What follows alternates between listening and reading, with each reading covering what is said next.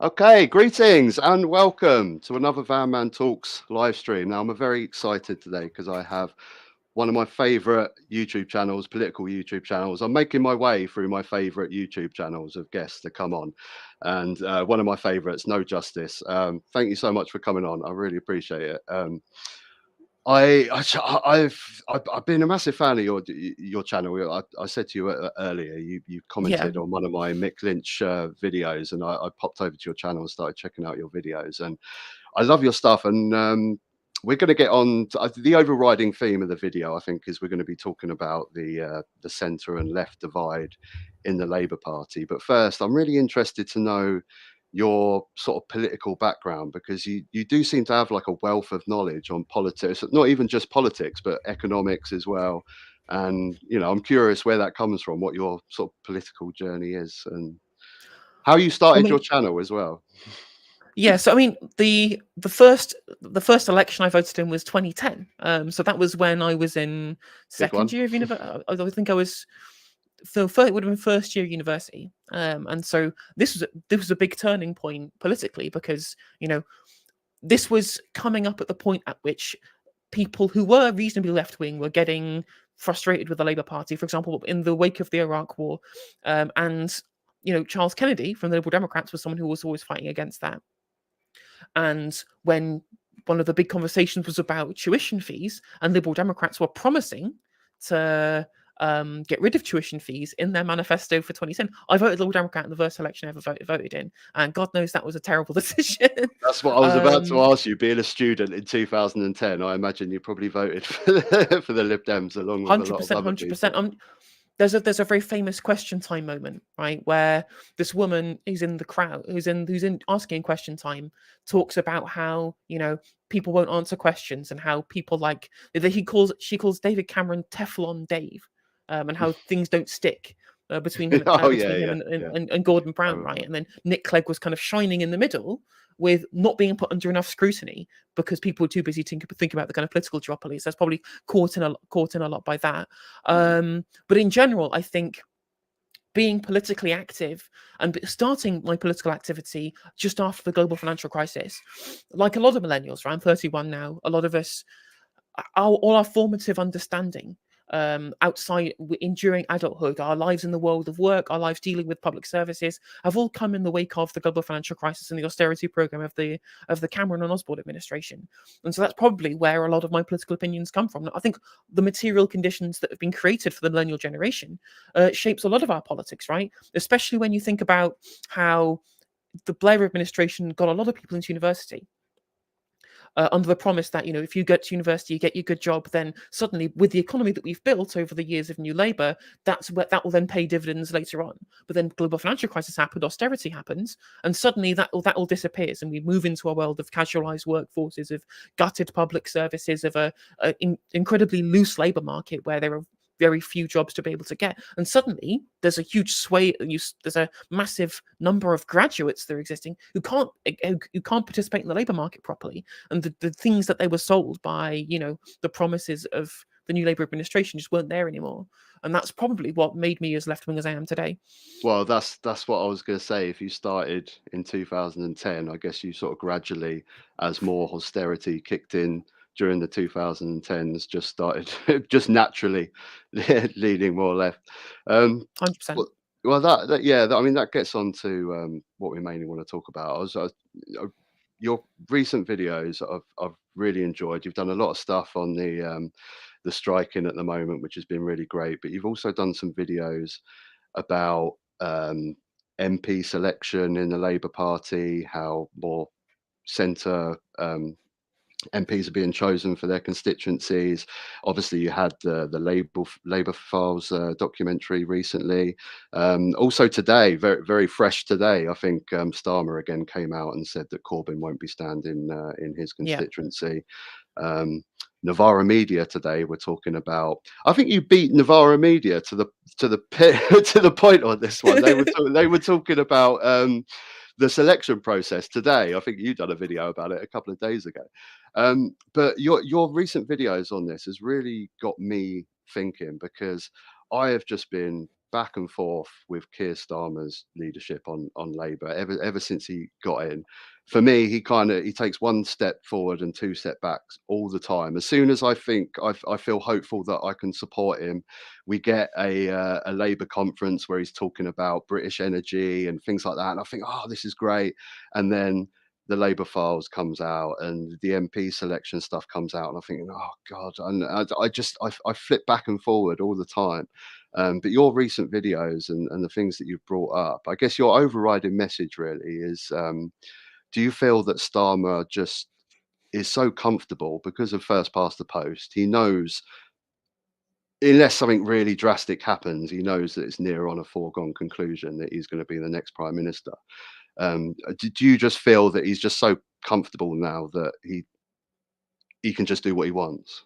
I mean, the ironic thing is that you're 20 points ahead in the polls, right? You don't have to kind of kowtow to this new kind of neoliberal framing of everything. Once you're that far ahead in the polls, you can start actually, you know, having some kind of contrary narrative to the prevailing consensus that's existing, with regards to policy at the moment, right? But he doesn't do that. He just essentially parrots like there was a lot of people on the conservative right who were talking about how they felt like Jeremy Hunt's budget was something that you could see Keir Starmer doing, and I fundamentally agree. Right, some infrastructure spending, some tax increases, and when previously, 4 or 5 years ago, whatever, the conversations we were having were about macroeconomic stuff, about how we changed the base of the economy, really. When we talk about huge swathes of nationalization, when we're talking about changing, where the way we look at employment, things like the inclusive ownership fund, right? These are big, large scale changes to the economic structure of society. And now the discussions that we're having in Parliament are whether or not non-doms should be taxed or not.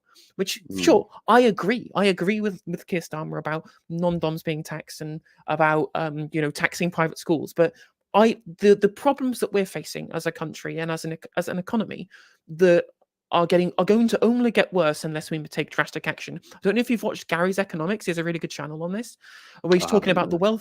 the wealth disparity that's been created, especially during the pandemic, where lots of money has been essentially gone up the chain into the pockets of the people who own all the businesses in the country. And the money from there has been pumped into the housing market specifically, right? We've all seen what's happened to the housing market over the last 20 years or so, and that's only gotten worse, right? And people who've always expected the pandemic to cause a housing crash, that never materialized, because again, it's something that's so fundamental to the economy, as we learned in 2008, that it's always going to be a good investment at that point. And that's where I find a lot of frustration. I mean, the thing is that Keir Starmer's platform that he was standing on to be Labour leader was something that basically everybody in the Labour Party could get behind. It was very true to core Labour values. I think it's important to understand that the Labour Party as an electoral force has always been some kind of alliance of convenience between Social Democrats and Democratic Socialists, right? So Keir Starmer saying, "I fundamentally believe in these." So remember the 10 pledges that he did, right? Talking about strengthening trade union laws and a greener economy and uh, the rights of EU citizens in the UK and nationalising rail, mail, water, energy, things like that. Nobody in the Labour Party should, theoretically, under the kind of ideological platform of the Labour movement, should really disagree with that. So when people were voting for him, they were voting on the platform that he was giving. But then when he turns around and starts breaking these pledges publicly, that is some that we. I mentioned in the pre-stream when we were chatting with each other, I'm a bit of a utilitarian, right? But one of the things that I have a kind of axiomatic belief in is the sanctity of democracy, right? And if you're being elected as a leader on a platform that you're essentially creating a platform that people in the party are going to vote for you, right? And then you suddenly turn tail and then start breaking those pledges, then how else can you be trusted moving forward as a politician with huge amounts of political power? And you mentioned before about, for example, the ways in which left-wing candidates in MP selections are being removed from long lists over incredibly spurious things like liking a Nicola Sturgeon tweet or following the Greens on Twitter. Oh yeah, I mean it's certainly he's got an agenda. But do you feel that his true he's following his true politics now, or he does believe in the pledges that he put forward, but he just doesn't think that that's electable, that he needs to push out any sort of stench of Corbyn socialist to be elected. So, what's his I core? What does he? Because he was yeah. very supportive of Corbyn when Corbyn was Mm. leader, right? So, do you just feel that he's following this path because he believes it's the way to get elected, and it's not I actually how he feels? the I mean, there's two possibilities. I can't divine inside Starmer's head as much as I wish I could, but I know we don't. That's the like big yeah, question. We'd all it's all love to. speculation at the end of That's the what day, so you many know. people want to But know. yeah, but at the end of the day, right, either he's lying to the members or he's lying to the public, right? I understand politicians lie, whatever, that's always going to happen. But when we were going through this huge period where Boris Johnson was being castigated, and rightly so, for lying to the public and the House over huge swathes of things, right? And then we've got somebody who's trying to be the kind of the opposite to that, trying to take us back. He's already promised that he wants to politics to be far more sincere, right? People are looking for sincere politicians when we've had 12 years of people lying and stealing and cheating and being corrupt. So for him to then essentially being in this position where he's lying to somebody, we just don't know who. And that's not good for democracy if we can't trust the people that we're trying to put Yeah, into positions of power. But what I think about his positions, um, there I genuinely think that he is a career politician who wants to win power. I do think that he wants to see positive social change. I don't think that there are many politicians who don't have at least some idea of the positive social change that they want to see. But first and foremost, I do believe he's a career politician because, when has he ever, outside of one trying to campaign for Labour leadership, espoused the principles that underpin the Labour movement? I've never seen that from him.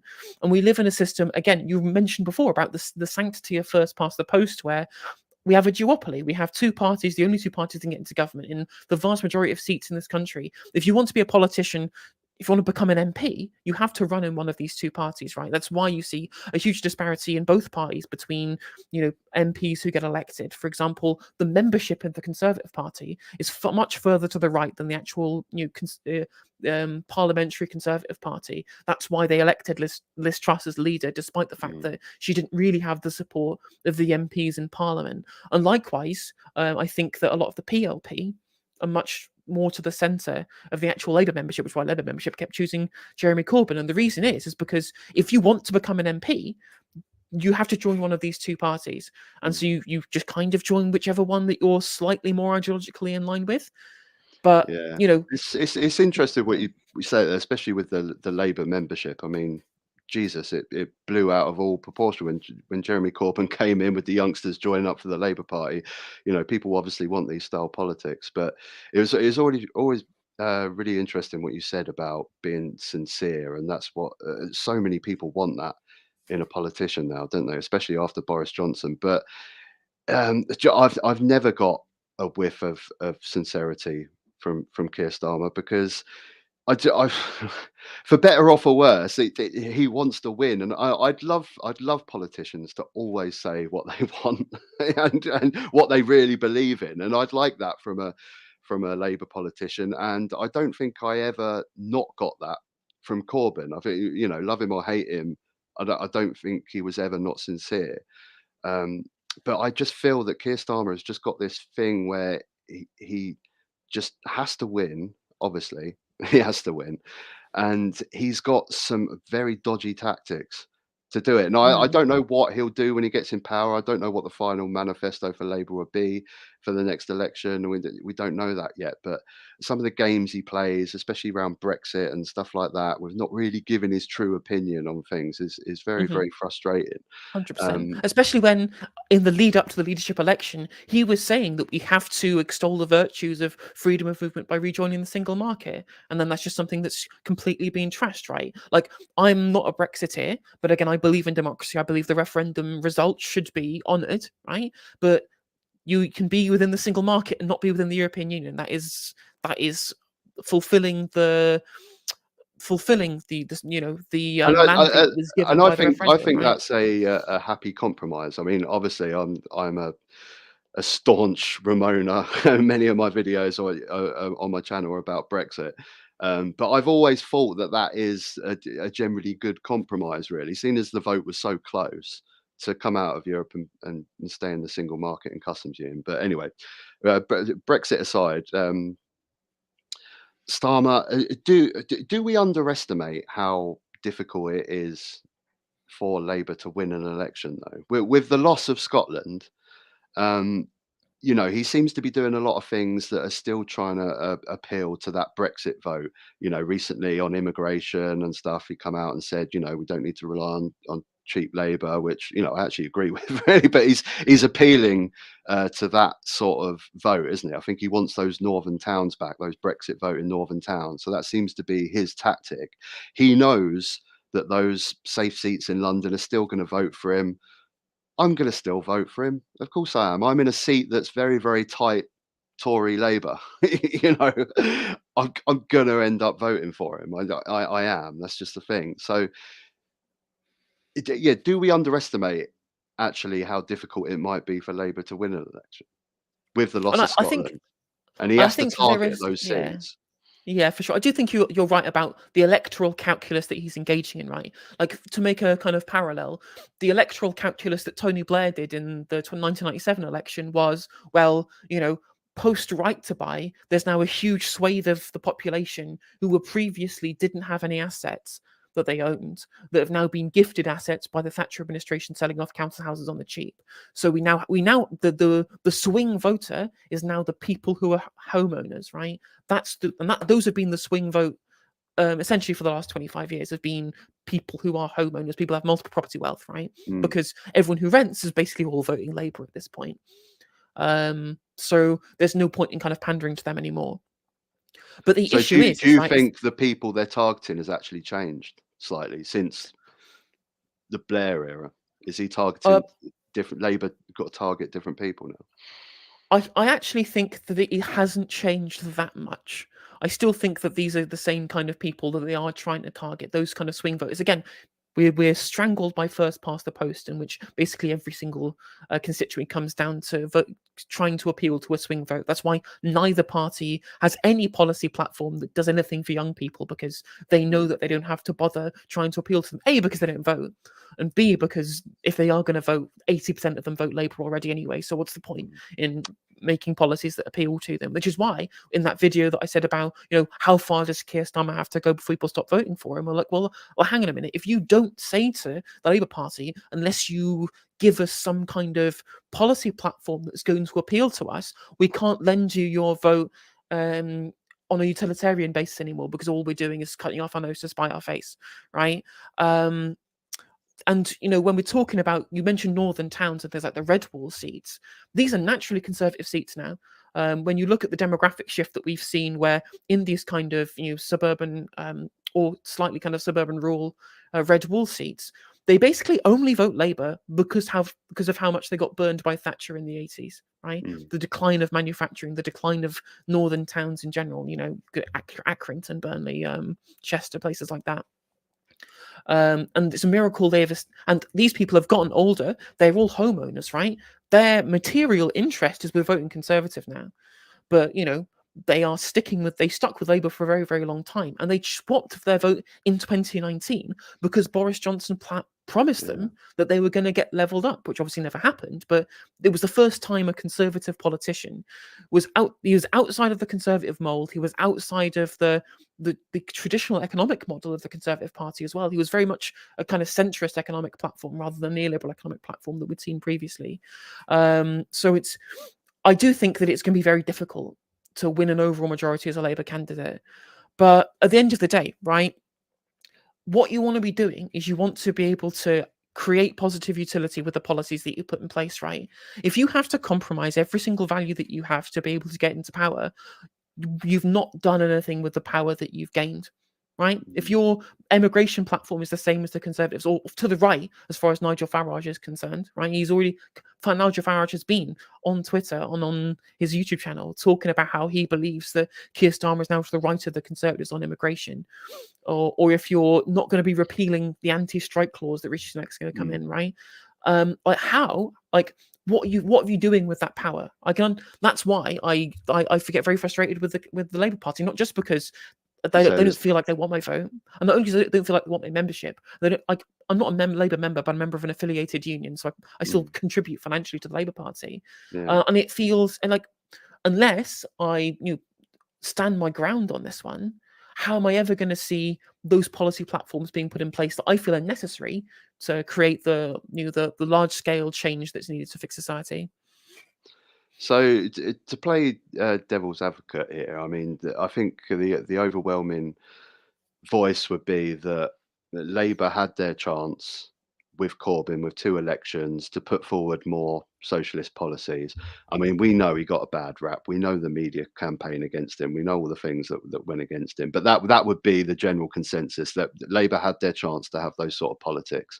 And Mm. now the only chance to win is to do more of Starmer's policy and going back to the Blair years. And it's effective because people of my age and older, they're kind of like, I kind of feel that I get the impression when I'm talking to people that 12 years of Tory government has just been horrendous. And you know what? They'd kind of take a Blair style Labour government because it's a little bit better. They'd actually lap that up like straight away.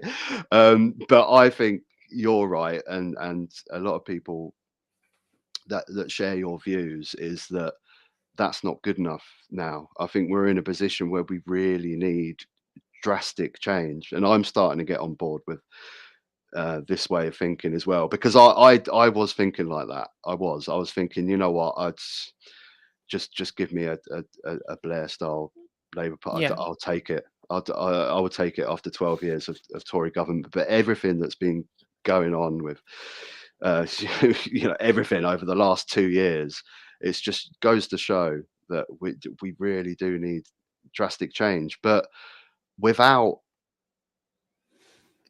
proportional representation. station. It's we're always going to have that choice, and I think Yeah. the Labour Party only seems to be electable with a more centrist. But whether you agree with it or not, I don't know. I mean, No, I think that I genuinely think that there is a compromise position, right? Like this has to be prefaced somewhat in the media discussion around Corbyn, as you mentioned previously, was very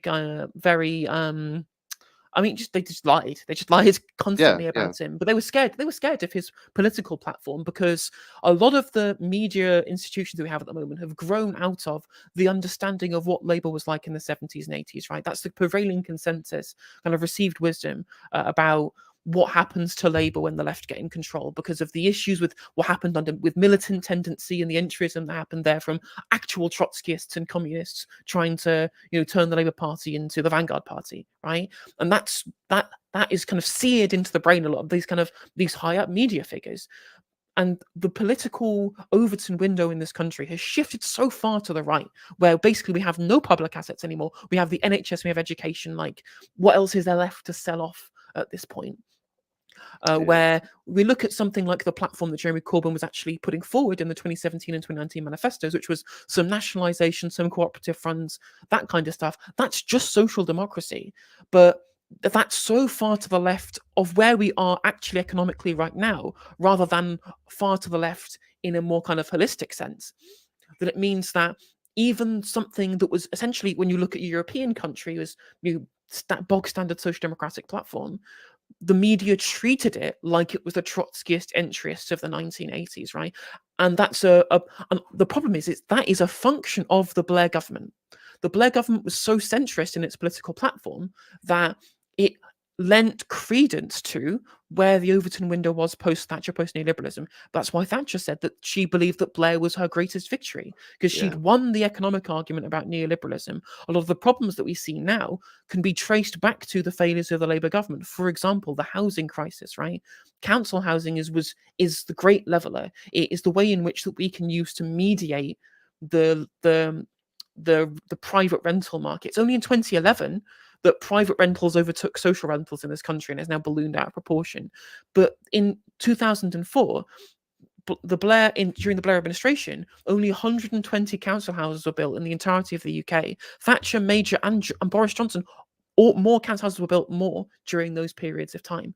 And the reason was an electoral desire for Blair to ensure that he was not impacting the asset wealth of the swing voter class in the country, which was, again, homeowners who got given homes by Thatcher during the 80s, or people who were beneficiaries of that in general, the way that housing was over marketized during that period. Again, you couldn't. That's why you see at the moment there's the big fight over the planning bill and the Theresa Villiers amendment, such that they're trying to ensure that housing targets get scrapped because they don't want to impact the swing vote, which is homeowners. It's a really kind of toxic political situation that we're in. And obviously, how do you try and win an election whilst also trying to implement good policy on top of that? It's very, very difficult. I think that's one of the biggest failures of the Blair Labour government, not sorting out council housing, and it's shocking. And this goes back to what I said about life just being a little bit better as a taxpayer during the 2000s and the Blair government. All you can say really is life was a little bit better. They invested a bit more into public services, and they've done a bit more. I think that's what we're crying out to. But going back to what you're saying about no, go ahead. I was going to make one point, sorry, is that it's also important to note out that during the Blair years, we were living off of the boom of kind of the fumes of the end of the financial sector, giving us loads of money.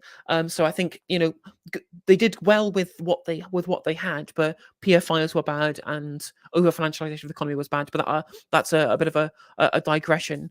And the point I was going to make is that actually, I forgot what the point I was going to make now. Go ahead. No worries, that happens. But yeah, bringing it back to the Labour Party. So we're saying that we need to find a happy medium, and you think we're talking about the media campaign on Corbyn. Do we not think that the same media campaign would go onto Starmer if he started announcing similar policies to that of the Corbyn reign? I mean, I absolutely think that they would. And I think that, especially when you look at, I'm not going to talk about it now because it's a very contentious issue, but for example, the discussion around anti-Semitism in the Labour Party, this was, whether you think that there is legitimate grievances or not, which I believe that there some are, but not to the scale which was given, like potentially what Jeremy Corbyn thinks, and that obviously there's anti-Semitism in the Labour Party, there's anti-Semitism in every party, but saying that it's an endemic problem of the Labour Party specifically was not true. That's my opinion on that matter, right? I think it was a whisper that was picked up on and then blown and utilised for their cause. Yeah, but not just to try and scupper Corbyn's electoral chances, but to try and delegitimise the left as an economic ideological force in the country. And that's why I have such qualms with Keir Starmer engaging in his factional war, right? Someone who ran on a ticket of party unity, now after the Ford report, we know that people at Labour HQ were looking through were spending time when they should be doing proper work, looking through people's Twitter profiles, trying to expel people, what they call trot hunting, quote unquote, right?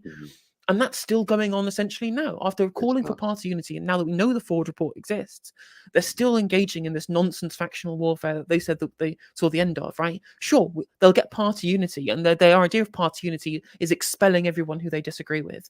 And I think that is just, I could live with, as you said, a happy medium, right? I think that even as a leftist at this point, I would be happy supporting someone like Andy Burnham, for example, on the platform that he's espousing, right? He's admitted, right, when he was talking with Novara Media, that the Blair government got it wrong on nationalisation. And I think that's something big to admit, right? I don't think that Keir Starmer would ever admit that Blair got something wrong, because as far as Keir Starmer is concerned, Blair kept winning. And that's what matters as far as Keir Starmer is concerned. When he's asked who his favourite Labour leaders are, he always says Labour leaders who won. And I think that's a very telling answer for the kind of politics that Keir Starmer espouses. And everyone always has a lot of respect for people that admit their mistakes.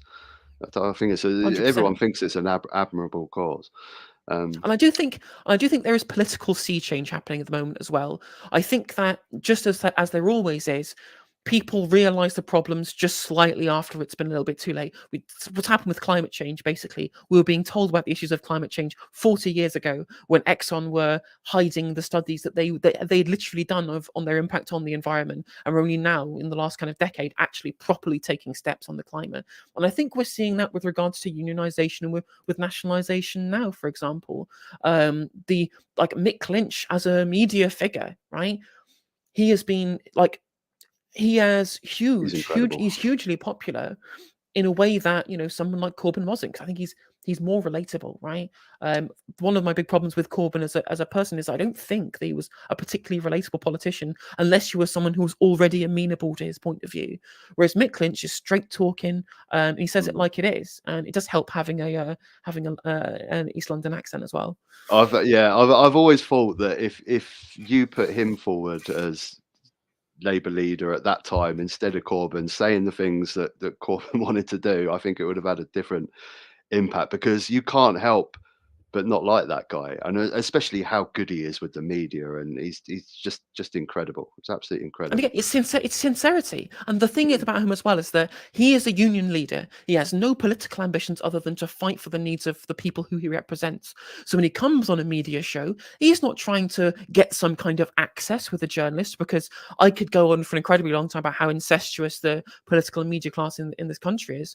No, he doesn't care about any of that. As long as he's coming on and doing what's right by his membership, he'll come on and tell it like it is. He'll tell the truth with sincerity. And that's not what you get from politicians at this point, because they are pretty lovey-dovey with the media class in this country as well. Like I tweeted out, like when I think Paul Brand from ITV tweeted about the Allegra Stratton scandal where she was joking about the lockdown parties. And I was like, yeah, she used to work for ITV as a quote unquote impartial political pundit. And now you're castigating her for what she did during lockdown. I'm like, the reason she had the access is because of the platform you gave her at ITV. Like, it's incredible. It really is. For me, everything that we've just discussed about the Labour Party and all the fighting that's been going on ever since Corbyn first come in. I mean, to me, there is obviously two factions that just sort of bitterly hate each other, and when you think that you're fighting the good fight, you go to drastic measures, which is what we saw with the centre of the Labour Party spreading the rumours of anti-Semitism, all the nonsense, all the stuff that we saw in the Labour files, because they think they're fighting the good fight. Now, whenever I talk about these issues, it seems I sometimes feel like I'm a broken record, because it always seems to come back to PR and first past the post, because that is obviously what the issue is. You've got two parties. You you just have you got two parties, and I think the only way to get through this is to get PR. And could a Starmer Labour Party eventually get there? Maybe I like mean, it'll be his swan song when he leaves or something. I don't know, but is because he doesn't want to talk about it now. I've seen many interviews where it's been brought up, and he doesn't want to discuss the subject. I mean, But could it's it? not within it's not within his interest to do so, because it's what's put him into the position that he's in currently, and it's what will give him the Labour majority that he wants. It's not within his nor the party's interests, despite the fact that the party continually votes in The favour of party it wants at the it. Well, conferences. that's And yeah. again, as I said, one of my main axiomatic beliefs is the fundamental belief in democracy, and Starmer continually undermines that, both through scrupulous and also unscrupulous ways too. Like it's open that he's just kind of disagreed with the party consensus around proportional representation. He's made his point that we want to be a transformative Labour government theoretically, so we need the power with which to do so. Fine, whatever. But when it comes down to literally firing entire selection boards, forcing entire selection boards to within constituent Labour parties to quit in protest because of the amount of meddling in democracy that's going on a local level, like this is terrifyingly authoritarian, and that's the person who'll be giving a lot of power to in number 10, and that's where a lot of my reservations come from, as well as the policy platform as well too, because again, the issue we have is one of narrativization. And if the narrativization is, so for example, take the £40 billion black hole in the nation's finances, that is based upon recommendations from the OBR about how much debt has to fall as a percentage of GDP over a 5-year period, right? That's not set in stone. That's a recommendation by the OBR, right? From a kind of monetarist kind of fiscal perspective about, what we should be doing with the national debt. For most people, their understanding of inflation is about, they literally think more government spending equals more inflation. But when you look at, for example, Japan, their debt as a portion of GDP is like 250%, and they've not had an inflationary pressure in the last 20 years, right? So that framing of that issue, saying we can't spend the money because it doesn't exist, this, what I was talking about before, this idea of the overall state budget being like a household budget, that's a narrative that should be fought against. That's a platform that's a media platform that narrativizes the necessity of austerity, and that's not going to be good for Austerity is anybody. just a political choice to make. Exactly. It's not Yeah. it's not forced upon you, as we know from what we've dealt with for the last 12 years. Is incredible. But so with Starbucks, like I said, when you feel like you're fighting the good fight and you want to take all these Mhm. drastic measures, like he's done, and the abhorrent things that that we've mentioned, MP selection, all these things that are just so undemocratic and awful. Um, I kind of feel like when he's in the headspace that he just thinks that the only way to win is eradicate any sniff of the left. And when we get into power, well, it doesn't matter. We're in power. Mhm. We can do what we want. But I kind of see like this PR issue could be like the Tory Brexit. So David Cameron gets into power, and if the Conservative MPs are pushing for it enough, eventually they'll put enough pressure for him. Okay, I have to announce a referendum. I could see that with the current Labour Party, because I don't know how passionately you are about this, but I really am. I just think I don't think PR is going to solve all our problems, but I don't see us getting the government that me and you really want without it, because I see the only sort of style government that me and you want is something like, I guess you'd have a Labour Party propped up with a more left wing party. So basically, the Labour Party as it is now, but the separations are there, so that each party can do what they want to do and do the policies that they want to do. But I feel like maybe the only way to get there is to deal with a Starmer Labour government and just hope that the Labour MPs can really push this issue of PR, and where it I mean, becomes that he just has to do it. He has to. and it's not a foregone conclusion that they have an overall majority already. Like the electoral maths is so skewed by not only boundary changes but demographic shifts, such that I think they need a 12% victory margin to get an overall majority in the Commons, which is crazy. Mm. So they may end up having to rely, if they don't get the 12-point lead, nothing certain at this point. They may have to rely on the Liberal Democrats to be able to get into power. And Ed Davey has already said that his single condition for a future coalition agreement with the Labour Party would be proportional representation without a referendum.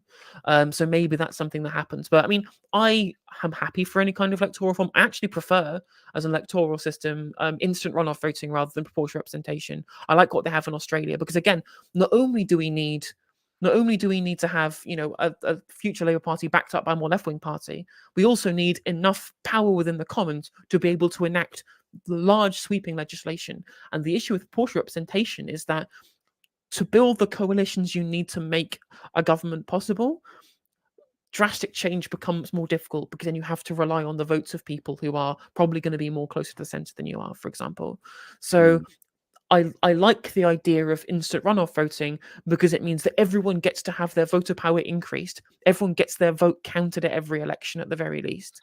Yeah, so Whilst that's also, where everyone yeah. has to vote Oh in no, that's Australia. where yes, so they have compulsory voting, but they also, instant runoff is where you rank your candidates, and then instead of having a runoff election, they just use your preference votes and then allocate it until there's only two candidates left. So, for example, if you look at the Australian election, the Labour Party got fewer first preference votes than the Liberal Party. But because the Greens got such a large proportion of the vote in Australia, all put Labour as their second preference. When you look at the two-party preferred vote, Labour are about 5 points ahead, 6 points ahead, and that's what gave them a majority in the House of Representatives that they have in Australia. I like that system because everyone has higher voter power. Minority parties get more of a say and are more likely to be able to win seats, but the likelihood of there being a large enough electoral majority to pass legislation is also there as well. So there's there's positive sides and downsides to loads of different systems, but first past the post just is the worst. It's just bad and it needs to go. Well, that's why it's so great right now, because if you can get to the stage where you're going to look at different ways and voting systems, you've just got an open book and you can look at all examples, like you just said, with Australia, and so many different examples.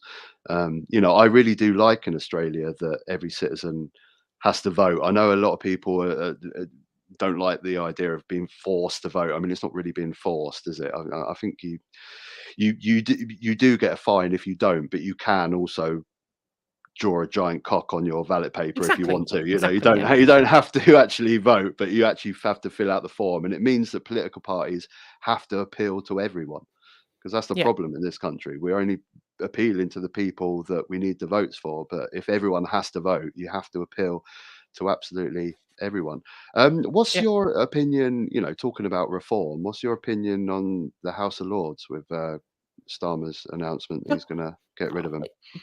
It's one of the better announcements I've heard from Keir Starmer. I think that constitutional reform was already part of his platform, kind of nominally. So him announcing that as a policy prescription is good, and I think it makes sense electorally. I don't think anybody really likes the House of Lords, and more democracy is good as far as I'm concerned. Plus, it gives you more space to have like a House of Commons elected by some kind of non-proportional but non-first past the post electoral system, and then having proper single transferable vote with a completely new electoral system for an elected second house, which would again I think would work pretty well. So yeah, absolutely. I absolutely despise the House of Lords, always have. Again, anything that's anti-democratic is something that I fundamentally disagree with, especially considering how open it is to corruption as well. You just look what happened with Michelle Mone, for example, and just and also you look back at cash for honours as well, all that kind of stuff. It's really ripe for corruption, and I think it just needs to go. Yeah, did he go into detail of what reform it would be? I mean, because all I heard that he was going to scrap it. Did he actually go into detail? Would he keep it but have them elected, or I don't know. I don't think he went into that, but I think it's almost certain that there would be at least some kind of democratic involvement in that, to be able to reform it somehow. I can't see how you do it without that, unless you did it, like jury service or something, which I do. To be fair, I don't think that would be a bad idea. Actually getting people who have to live with the results of the policies having direct say into that and being put there by essentially at random, rather than having to because if you're trying to get voted for, again, as we've talked about loads of times on the stream, we've had to talk about the kind of people you have to appeal to be able to get voted for. But if you're just selected at random, like jury service, for example, then you have your opinions already. You don't have to appeal to a mythical swing voter to be able to get into that position.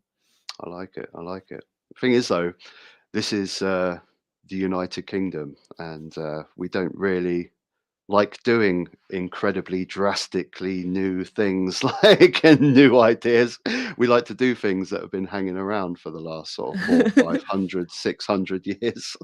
No, true. Well, that was what was frustrating about the discussion around the Corbyn manifesto, in that everyone just thought, "Oh, what's the return to Labour of 1983?" And Michael Foot Part 2, and I'm like, no. Like, sure, there was a lot of nationalisation in there, but one of the best policies of the Corbyn platform was the inclusive ownership fund and the right to own. Now, the inclusive ownership fund would have transferred shares from companies with more than 500 employees. I think it was trying to get it up to 10% employee share ownership, which is a really good way of actually avoiding the cost of living crisis and avoiding inflation, because it means that workers are still, even if the profits go up because of inflation, they're still getting dividend payouts. So even if you can't get that, it minimizes the effects of price gouging inflationary pressures, because that will get put back into the workforce through dividends. It also means that there are then going to be workers on corporate boards, which means more representation for working class people in the corporate class, where the big dividers in this country at the moment, right?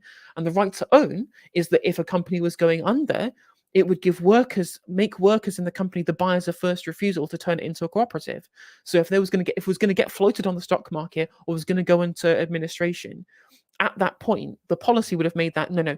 If the workers want to own the firm, they get first refusal on that, to try and influence the cooperative sector in the economy. I'm a big believer in worker cooperatives as an economic force, because I believe that it's best for working people in general, right? I think that, I mean, although my political platform is very social democratic, I am a Marxist, and I do believe that the fundamental divide in our society is between, the bourgeoisie and the proletariat, those who owns the means of production and those who are employed to operate the means of production, right? And by having more cooperatives, you are removing the bourgeois as a class. You have everyone who has to work together, who belong to the same class, so there is no conflict within that, which I think makes for a better society. So I would like to see more about the cooperative funds from the Labour Party moving forward. I mean, that was part of Neil Kinnock's manifesto in '92, and Neil Kinnock was seen as being another centrist kind of type. And so the fact that even that is too left wing for Keir Starmer, I find incredibly frustrating. Well, I mean, everything that you just said there is I hear mirrored from so many young people in this country, and I guess my question to you is, how do you not make I don't want to say all the older generation, but your normal staunch sort of Tories not shit their pants basically over what you've just said and think, oh my God, we're going back to the 70s, we're going to communism, we're going to is that even possible? Or do we just have to accept I think usually the common trend is more people get more conservative as they grow up, but I think that trend is rubbish now.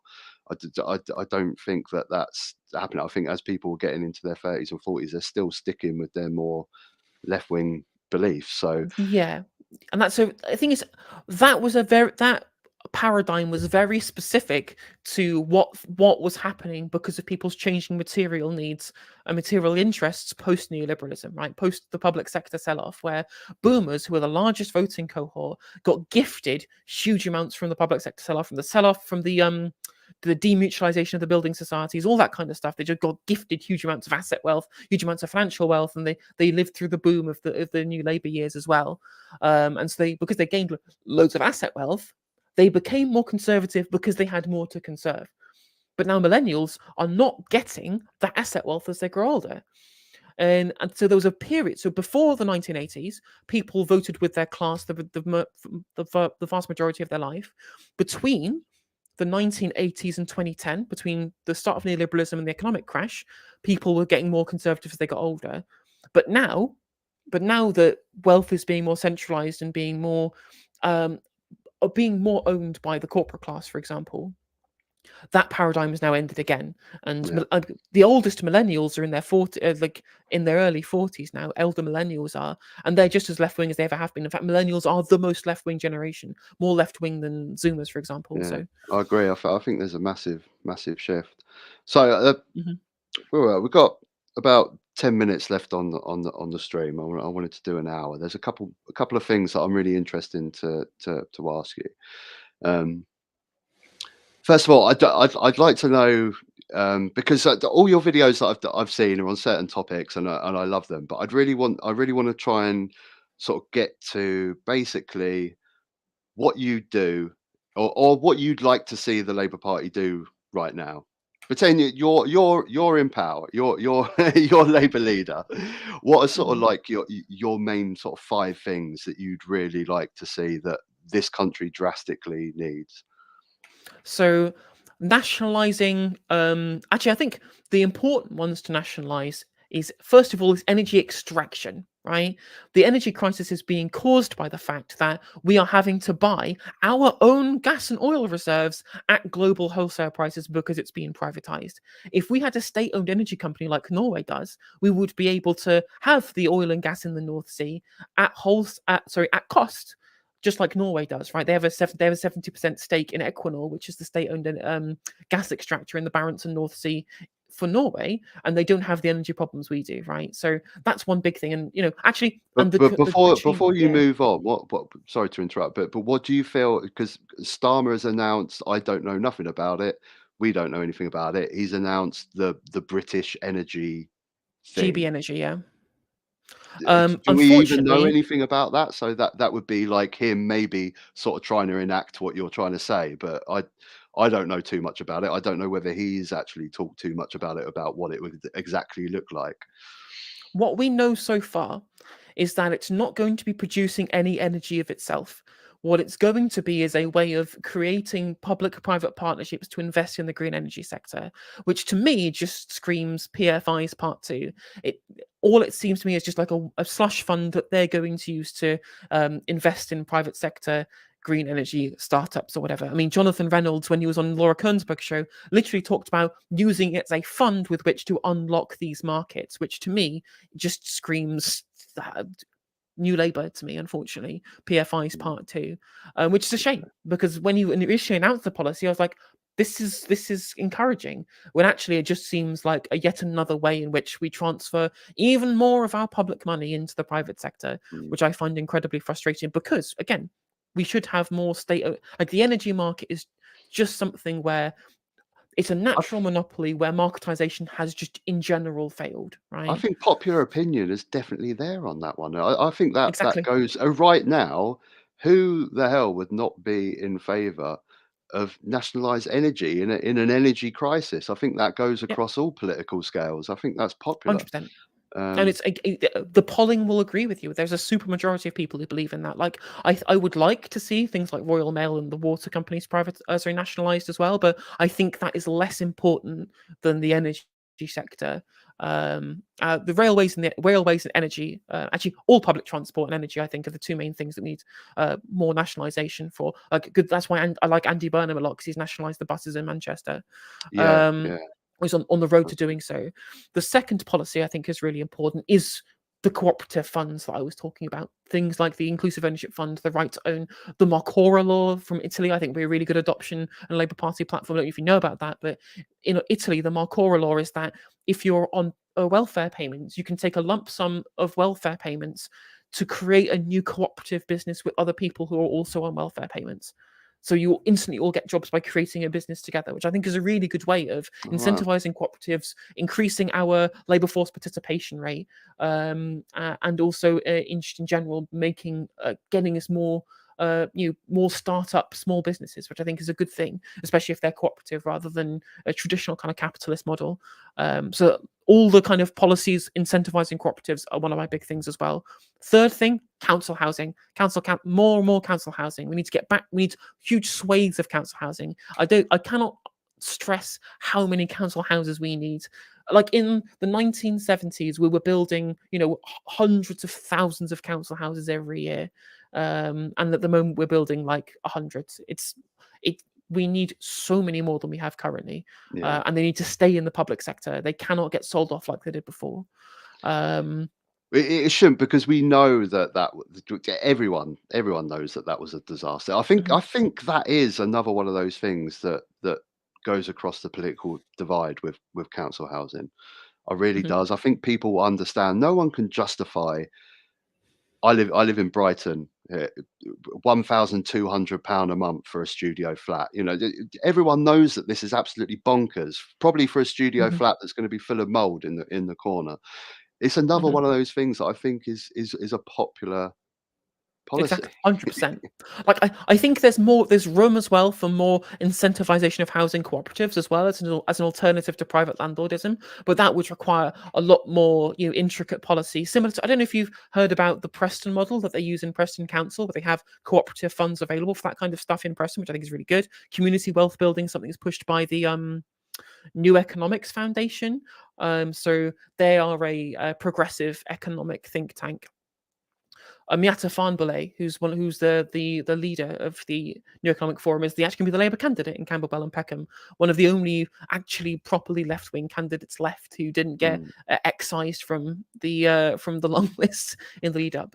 So because the biggest kind of moral vacuum that we have at the moment is the way that private landlords are being pandered to by policy, but explicitly the ways in which that we've incentivized HMOs, where people in the rental sector will pay huge amounts of money for a tiny room with shared living space, like they're a student, except these are people who are in their 30s, right?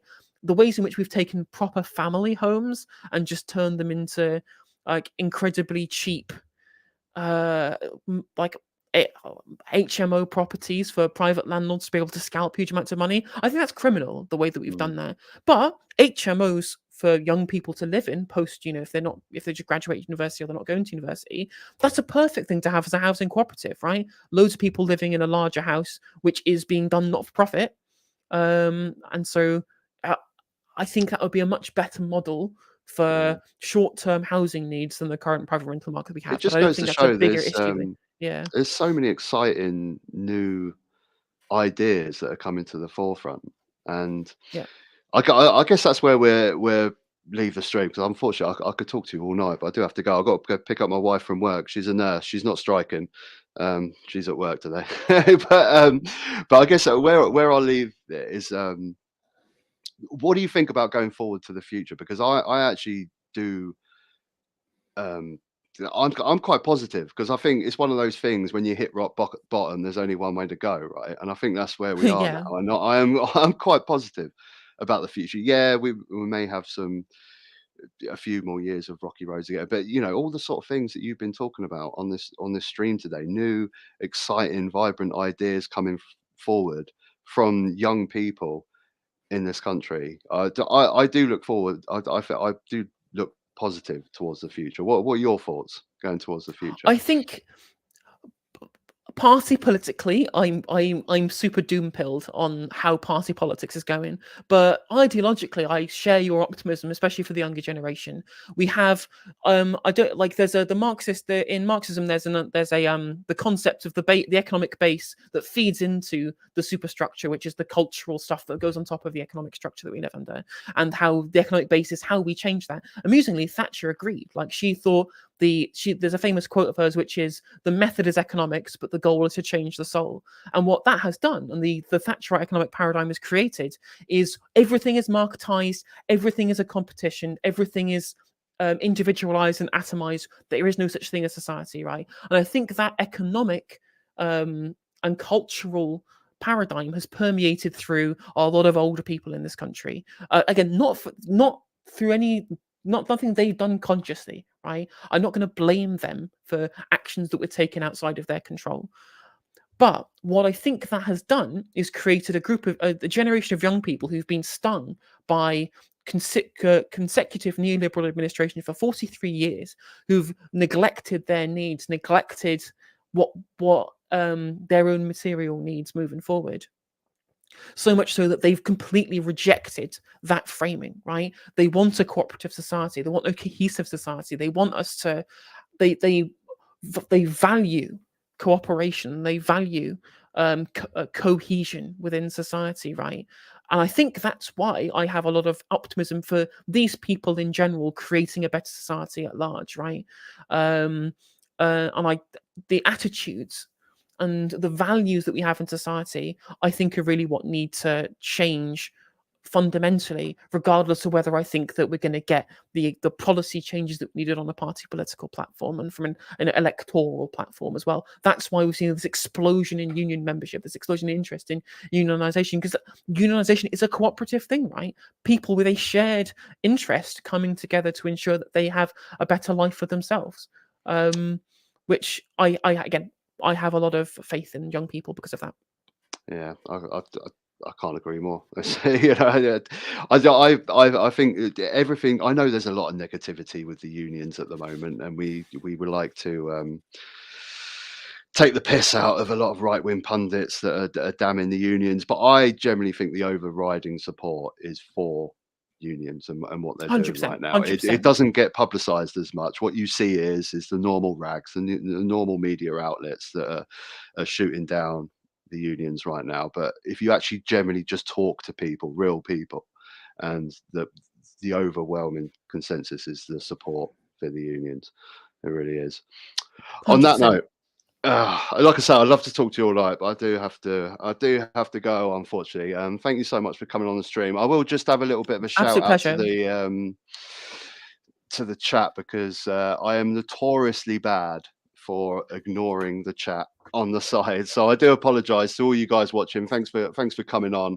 I will get better. You're really good at this. I know from your videos that you're always engaging with your chat, but I still find it incredibly difficult to chat and read. It's kind of like doing that sort of thing. I For sure, for sure. Thanks everyone in the chat, and I'll check out your messages, and thanks all for watching. And yeah, thank you. If you guys haven't checked out No Justice channel, please go check it out. I'll put a link down below in the video. It's great. Videos are awesome, and 100%. hopefully we And do this again. Absolutely, guys, in my chat, if you want to follow, it's at Vanman Talks on Twitter, and if you search Vanman Talks on YouTube, check them up. I think I've tagged you in the YouTube stream on my end as well, so you should be able to find your channel from there. And also, it's the same. Is the handle on Twitter? Isn't it just Vanman Talks, all one word, right? Yeah. No I worries. recently got back into Twitter.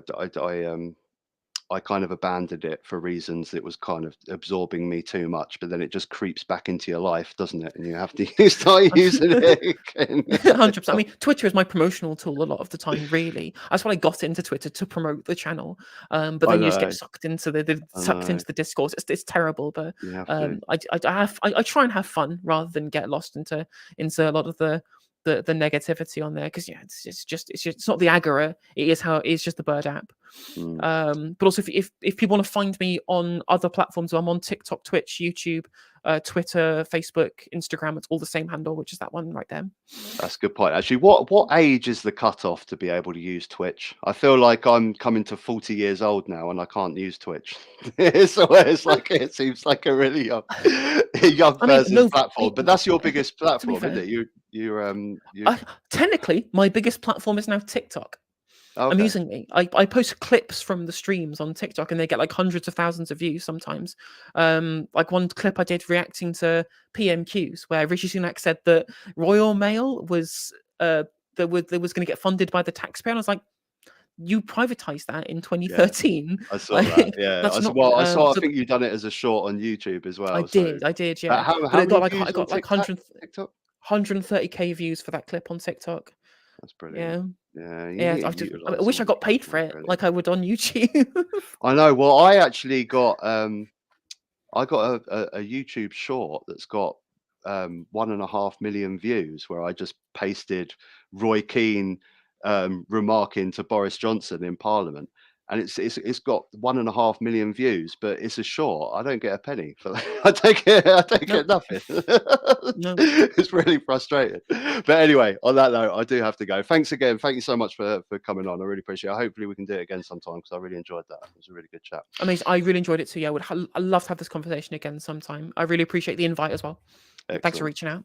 Awesome. Okay, take care. See you soon. Take care. Bye-bye.